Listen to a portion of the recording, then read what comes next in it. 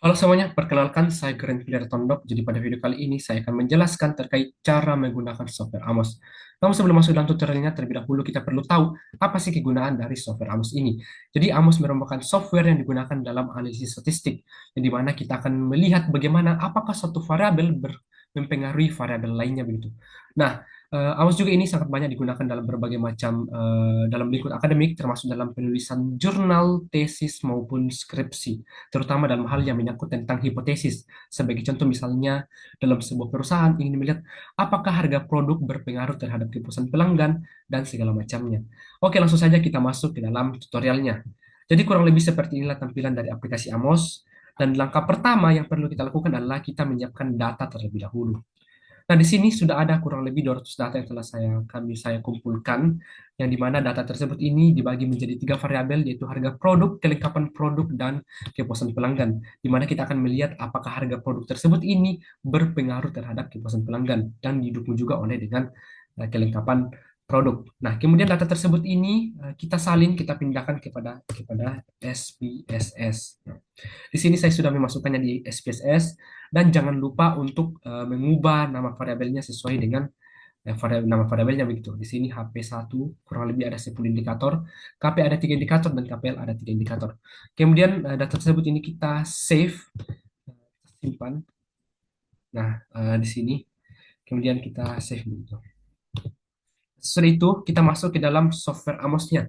Nah, step pertama yang kita lakukan di software Amos ini adalah kita mengubah tampilan aplikasi terlebih dahulu supaya full screen dengan cara menekan View, Interface Properties, dan kita ubah paper size-nya menjadi landscape legal. Kemudian kita apply. Kemudian selanjutnya, step selanjutnya adalah kita masukkan data yang tadi, yaitu dengan cara menekan tombol yang ada sini, Select Data. Kemudian setelah itu kita file name, terus kita pilih datanya yang sudah kita pilih tadi itu tutorial Amos, kemudian tekan OK. Nah, selanjutnya adalah di sini kita akan membuat bentuk dari variabel latennya gitu. Nah, di sini seperti yang kita ketahui tadi bahwa terdiri dari tiga variabel. Kita tekan saja tombol ini yang ada di pojok kiri atas, tekan satu, dua, dan tiga. Nah, kemudian kita gambar indikatornya, karena yang sebagaimana kita ketahui tadi, HP itu ada 10 indikator, satu 2 3 4 5 6 7 8 9 10. Dan untuk kelengkapan produk ada 3 indikator, satu 2 3, dan untuk kepuasan pelanggan ada 4 indikator, satu 2 3 4. Nah, sesudah itu kita rapikan dengan cara kita tekan rotate di sini ya, kemudian di sini 2 3 dan seperti itu. Kemudian kita bikin panah begitu untuk menghubungkan antara satu variabel dengan variabel lainnya. Di sini. Nah, kemudian untuk masing-masing variabel tersebut ini kita beri nama. Di sini ada harga produk, di sini ada kelengkapan produk, dan di sini ada eh, kepuasan pelanggan gitu. Kemudian kita juga rapikan gambarnya dengan cara menekan touch up. Sesudah itu eh, kita akan membuat variabel unik. Kita akan membuat dua di sini, satu dua. Kemudian kita rapikan lagi cara menekan tombol move.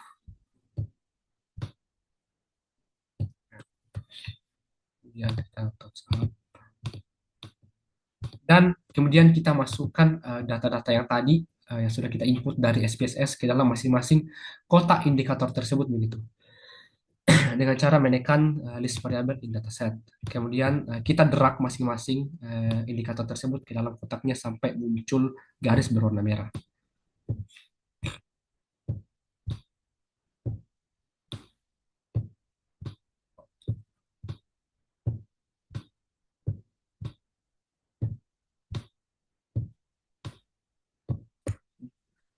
P3, KP2, kapan 1.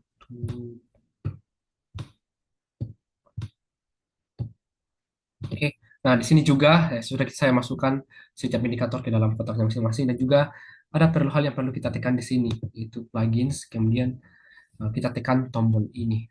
Nah, ada akan muncul angka seperti ini, angka dan huruf seperti ini. Nah, sesudah kita masukkan datanya tadi, masukkan indikatornya masing-masing ke dalam kotaknya. Nah, di sini kita akan melakukan estimasi. Namun sebelum itu perlu kita tekan terlebih dahulu di sini view, kemudian analyze properties, supaya nantinya ketika kita melakukan estimasi data, data yang akan muncul di outputnya itu adalah data-data yang kita butuhkan begitu. Di sini langsung saja kita centang semuanya supaya nanti akan menampilkan seperti bagaimana apakah data kita terdistribusi normal, bagaimana hubungannya langsung atau tidak itu supaya nanti outputnya kelihatan di sini. Gitu. Kemudian sebelum kita running, kita perlu save dulu Amosnya. Nah, kita simpan di sini.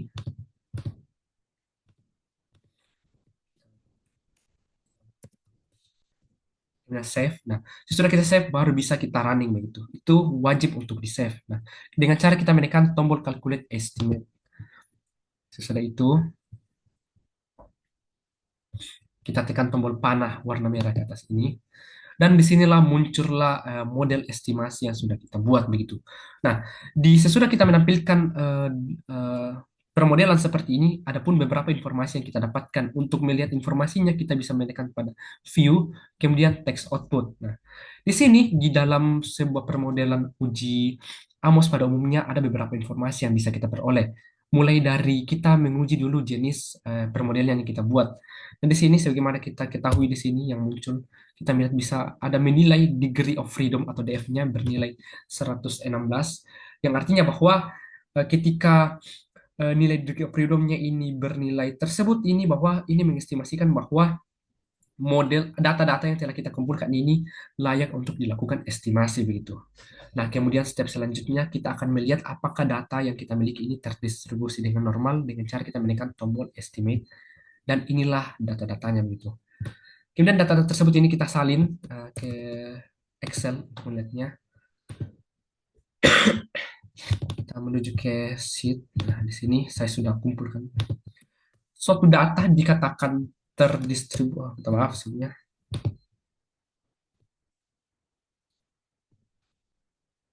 Kita copy, kita masukkan di sini. Nah, untuk menilai apakah sebuah data itu terdistribusi atau normal adalah kita lihat berdasarkan nilai CR-nya begitu, nilai CR-nya. Nah, syarat nilai CR yang baik itu berkisar di antara plus minus 2,58. Di sini plus minus 2,58 begitu. Kita lihat nilai CR-nya di sini dimulai dari KP kelengkapan produk ternyata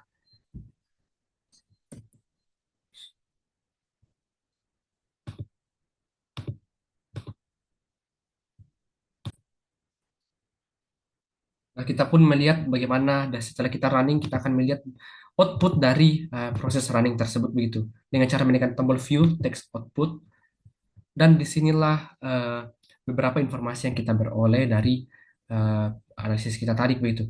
Nah, langkah pertama di sini yang pertama kita perlu lihat adalah kita ingin menguji apakah apakah data-data yang kita kumpulkan ini layak untuk diestimasikan begitu dengan cara melihat nilai DF-nya. Di sini kita melihat nilai DF-nya bernilai 116 artinya positif sehingga eh, model yang kita buat ini layak untuk diestimasikan atau disebut dengan over identify. Selanjutnya kita akan melihat dari segi bagaimana apakah data yang kita miliki itu distribusi dengan normal dengan cara menekan assessment of normality. Kemudian kita salin tabel tersebut, kita pindahkan ke sini ke Excel, kita uji begitu. Nah, syarat suatu data terdistribusi normal atau tidak itu adalah kita lihat berdasarkan nilai CR-nya begitu yang ada di sini, nilai CR-nya dengan syarat dia harus berada di kisaran plus minus 2,58. Sebagai contoh di sini KPL 1 kita bisa melihat nilai CR-nya minus 4,718. Ini tidak terdistribusi normal gitu. Normal begitu. Karena dia berada di luar nilai minus 2,58. Kemudian ini ada minus 2,2 ini normal begitu karena ada di kisaran tersebut. Intinya kita nilainya berdasarkan nilai CR tersebut. Nah, itu untuk standar normal atau tidaknya. Nah, kemudian output kedua juga yang bisa kita analisis dari hasil uji SPSS tersebut adalah kita bisa menilai apakah instrumen yang kita gunakan dalam penelitian tersebut atau variabel yang kita gunakan itu sudah relevan atau valid atau tidak begitu dengan cara kita menekan estimate dan kita nilai di sini begitu. Dan kita salin regression weight kemudian kita pindahkan ke sini. Nah, dalam uji validitas instrumen yang kita nilai itu adalah nilai P-nya, nilai sini P-nya. Nah, sini kita bisa melihat bahwa syarat uji validitas instrumen yang benar itu adalah ketika nilai P-nya itu di bawah 0,5. Dan kita bisa melihat di sini nilai P-nya itu berbentuk seperti bintang, bintang-bintang seperti ini. Bintang-bintang tinggal seperti ini itu bisa saja kita sebut sama dengan 0,000 yang begitu panjang ke belakang begitu.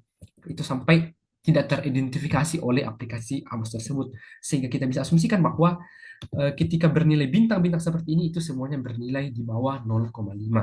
Nah, jadi kurang lebih seperti itulah dua output yang bisa kita peroleh dari proses output pertama. Nah, adapun output lainnya yang bisa kita lihat melalui eh, aplikasi AWS tersebut, yaitu yang namanya Guidance of Fit, yang dimana kita ingin menilai apakah model yang kita buat ini sesuai dengan cocok dengan keaslian data yang sebenarnya begitu. Yang dimana harga produk itu berpengaruh terhadap keputusan pelanggan, KP berpengaruh terhadap pelanggan. Nah, dengan cara kita tekan tombol ini yang merah panah ke bawah, kemudian kita tekan title, terus kita tekan di sini, kemudian kita set align left, kemudian kita masukkan ini berapa aspek guidance of fit, nah yang sudah saya kumpulkan begitu. Salin,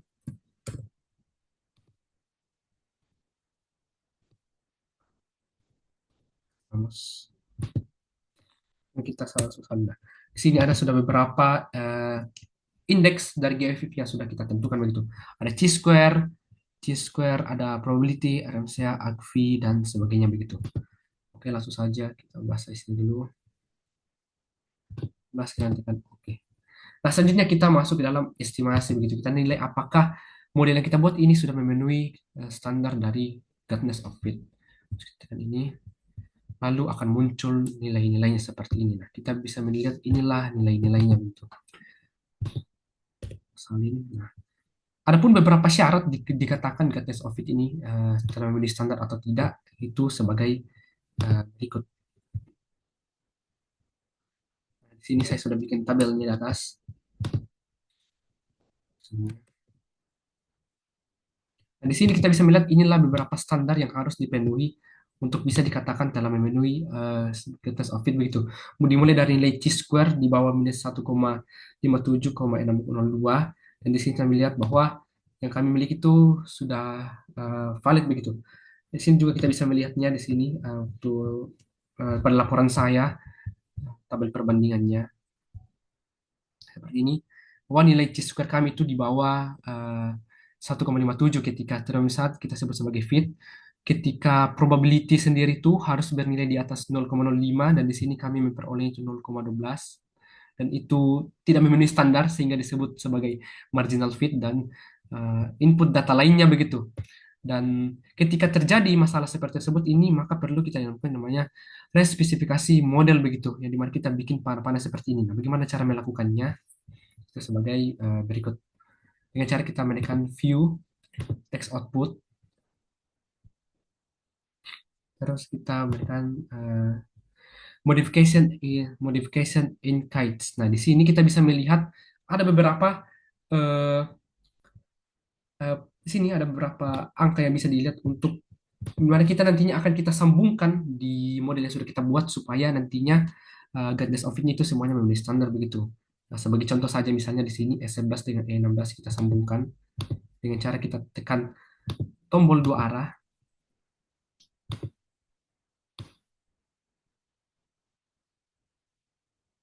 seperti ini. Dan apalagi E10 dengan E17.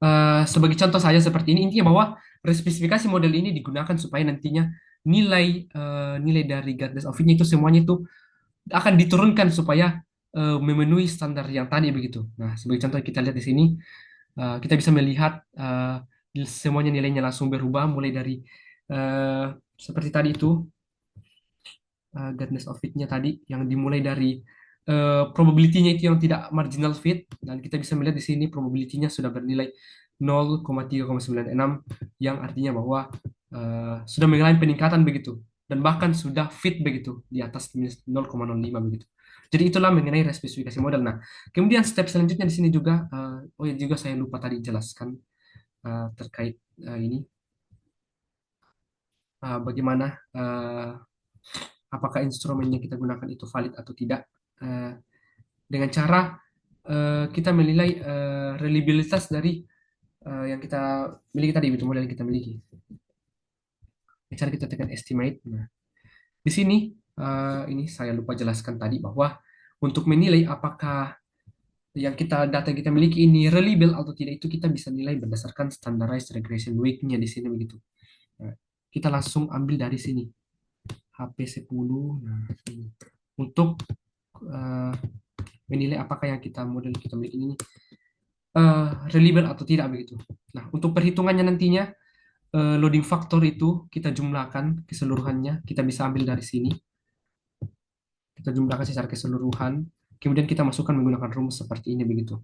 Kita jumlahkan dulu seluruhnya, loading faktornya, kemudian kita padatkan dibagi jumlah keseluruhan loading faktor ditambah sigma 1 dikurang loading faktor dipadatkan dan segala macam perhitungannya segala macam dan bisa dilihat bahwa inilah syarat yang harus dipenuhi begitu dan ternyata yang kami miliki itu semuanya reliable dan masuk ke dalam ambil data selanjutnya adalah terkait analisis hubungan variabel begitu analisis hubungan variabel. Nah, untuk analisis hubungan variabel itu kita bisa lihat di sini.